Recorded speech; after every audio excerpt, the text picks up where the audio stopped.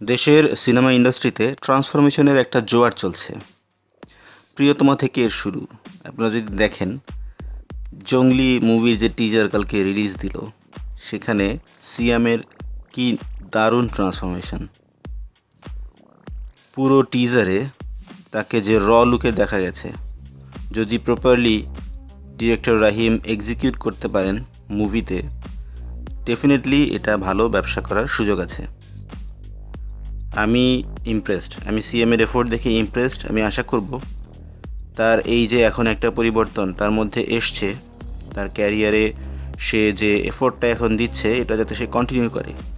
এটা কন্টিনিউ করলে ডেফিনেটলি সে আরও উপরে যাবে, তার আরও ফ্যান বেস তৈরি হবে এবং আরও অনেক অনেক ব্যবসা সফল সিনেমা সে উপহার দিতে পারবে।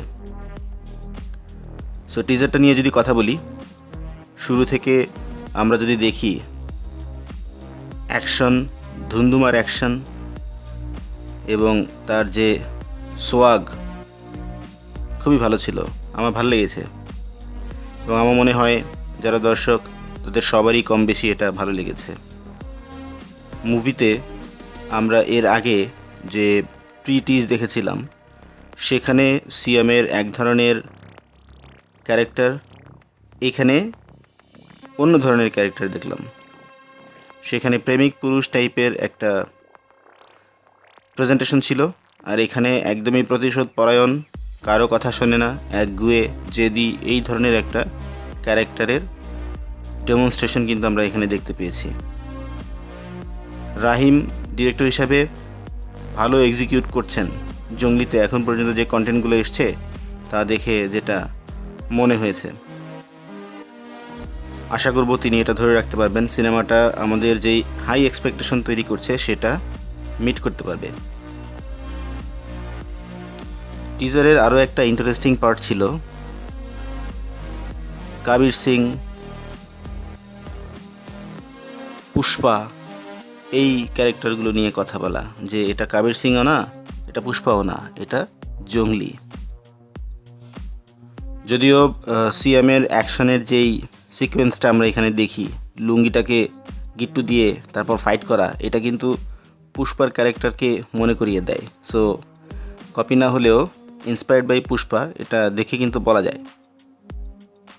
বুবলিকে একটা ঝলক আমরা এখানে দেখতে পেয়েছি, খুবই সুন্দর লুকে তাকে এখানে দেখা গেছে।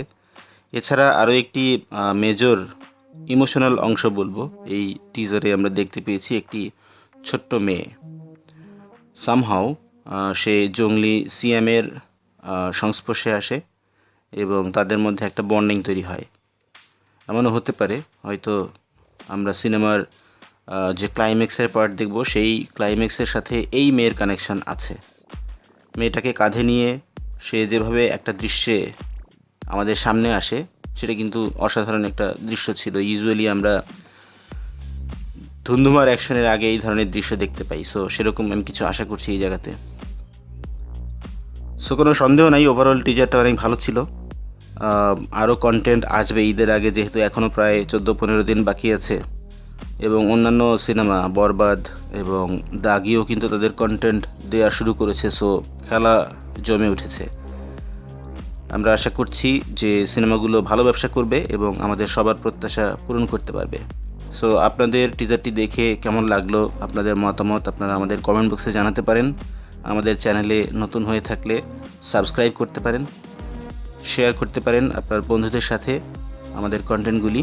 দেখা হবে পরবর্তী ভিডিওতে।